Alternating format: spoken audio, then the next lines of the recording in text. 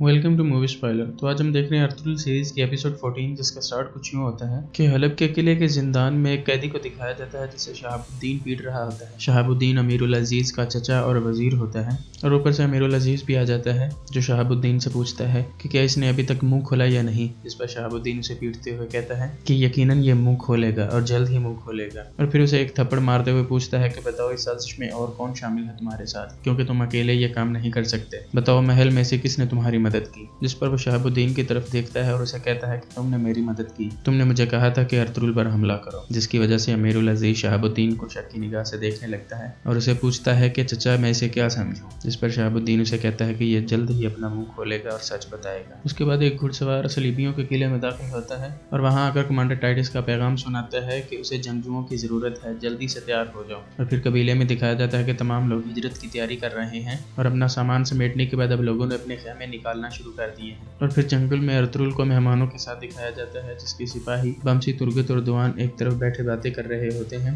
जिस पर बमसी कहता है कि मैं हैरान हूँ कि अर्तुगरुल भाई को भी प्यार हो गया है जिस तरह तुम्हें आइकस से हुआ है। और ये बात तुर्गत की तरफ इशारा करते हुए कहता है, जिस पर दुआन और तुर्गत हंसने लगते हैं। और फिर वो कहता है कि अगर अर्तुगरुल भाई को हलीमा सुल्तान से प्यार है तो वो उसके बाप से उसका हाथ क्यों नहीं मांग लेते। अगर उसने दिया तो ठीक है, नहीं तो हम उसे भगा कर ले जाएंगे। और फिर हलब में दिखाया जाता है कि शहाबुद्दीन जो अमीरुल अजीज का चचा होता है इब्नुल अरबी के पास आता है। जिस पर इब्नुल अरबी उससे पूछते हैं कि अपनी परेशानी बताओ ताकि हम उसका कोई सद्देबाब कर सके। इसका जवाब उनका मुरीद देता है और वो कहता है कि अल्लाह हजरत ये शहनशाही की जिंदगी छोड़कर फकीरी की जिंदगी गुजारना चाहते हैं और ये अल्लाह के रास्ते पर निकलना चाहते हैं। जिस पर इब्नुल अरबी उसे समझाते हुए कहते हैं कि तुम इस मनसब पर रहकर भी अच्छा काम कर सकते हो। अगर तुम अपना काम ईमानदारी से करो तो तुम इस मनसब पर रहते हुए भी दीन के लिए काम कर सकते हो। और फिर इसी तरह से बातें करते हुए वो शहाबुद्दीन को समझाते हैं और कहते हैं कि तुम बस अपना काम ईमानदारी से करते रहो। जिस पर वो कहता है कि आप मेरी मदद करें। तो इब्नुल अरबी उसे कहते हैं कि अगर तुम अपना काम अच्छे तरीके से और ईमानदारी से करते रहोगे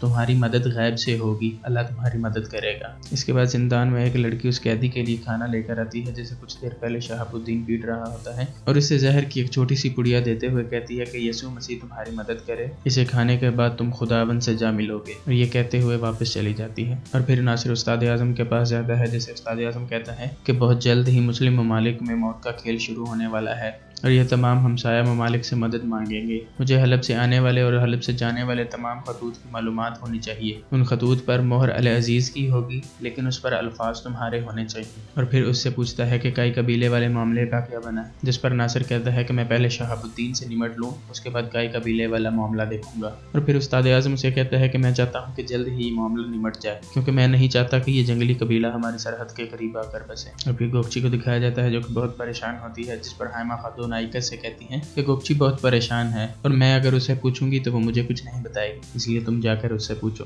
इस पर आइकस उसके पास जाती है और उसे कहती है कि तुम अर्तुगरुल पर लगाए जाने वाले इल्जाम की वजह से परेशान होना, तुम्हें परेशान होने की बिल्कुल भी जरूरत नहीं, ये सिर्फ इल्जाम है, अर्तुगरुल भाई ऐसा नहीं कर सकते। और फिर गुंदोगदू जो दमीर लोहार के पास खड़ा होता है तभी वहां पर हकीम उसके पास आता है और उसे एक तरफ बुला कर ले जाता है और फिर वो उसे उस बाड़े की तरफ ले जाता है जहाँ पर उसने उन भेड़ों को रखा होता है जिनमें वबा फैल चुकी होती है। और फिर वो गुंदोगदू को दिखाता है कि कुछ भेड़ें मर रही हैं और उसे बताता है कि पहले तो मैं समझा कि ये कहत की वजह से है, लेकिन जब मैंने देखा तो ये वबा की वजह से मर रहे हैं, इनमें वबा फैल चुकी है और अब जिन जानवरों में वबा फैल चुकी है इन पर निशान लगाकर मैंने इनको अलग कर दिया है। अगर इनको जल्द ही मार कर तलफ कर दिया जाए तो उम्मीद है बाकी जानवर इससे बच जाएंगे। जिस पर गुंदोगदू से कहता है कि आपने ठीक सोचा है, अब ये काम जल्द ही मुकम्मल करें और अपने साथ किसी भरोसे के आदमी को ले लें। मैं नहीं चाहता कि ये बात कबीले में किसी को पता चले जिससे अफरा तफरी पैदा हो। इधर सैलजान कुर्तोगलू को उस जादूगरनी के खेमे में बुलाती है और उसे कहती है कि आज रात मैं किसी बहाने से हाइमा खातून और गुंदोगदू को सुलेमान शाह के खेमे से दूर रखूंगी, तो तुम जाकर सुलेमान शाह को मार देना जिससे मेरे बाबा की मौत का बदला पूरा हो जाएगा। और इसके बाद उस्ताद आजम को दिखाया जाता है जो कि हलब से वापस अपने किले में आता है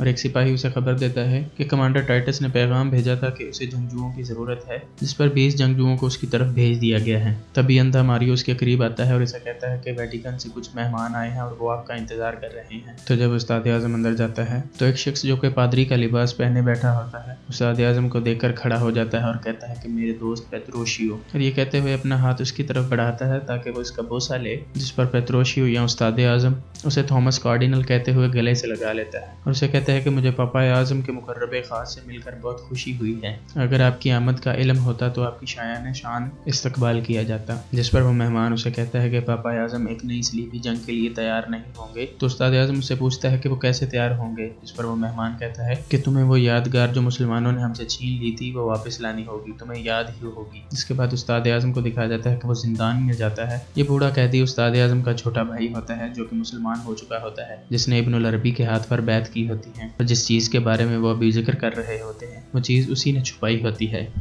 और उसे मुसलमान होने की वजह से जिंदान में डाल दिया जाता है। और फिर उस्ताद आजम उसे कहता है कि अगर तुम वो शय मुझे दे दो तो मैं उसी वक्त तुम्हारी आज़ादी का हुक्मनामा जारी कर दूंगा। अगर तुम चाहो तो मैं आज रात तुम्हारी बेटी एलेनोरा से भी तुम्हारी मुलाकात करवा सकता हूँ। इसके बाद कबीले में सलजान खातून को दिखाया जाता है जो खैमे के अंदर मौजूद होती है, जहाँ पर गोकची और कुंदुगदू भी मौजूद होते हैं। तभी वो अपने पेट में दर्द का बहाना करती है और गोकची को कहती है कि जल्दी जाओ हैमा खातून को बुला के लाओ, जिस पर गोकची फौरन जाती है और हैमा खातून को बुला लाती है और कुंदुगदू जाकर हकीम को बुला लाता है। जिसके बाद सुलेमान शाह के पास कोई भी नहीं होता और कुर्दोगलू दूर खड़ा ये मंजर देख रहा होता है और वो हैमा खातून को खैमे से निकलता देखकर एक तरफ से जाता है और खैमे को अपने खंजर के साथ एक तरफ से काट देता है और अंदर दाखिल होकर सुलेमान शाह को मारने के लिए एक तकिया उसके मुंह पर रखकर दबाना शुरू कर देता है। और इसी के साथ इस एपिसोड का इख्तिताम होता है। अल्लाह हाफिज।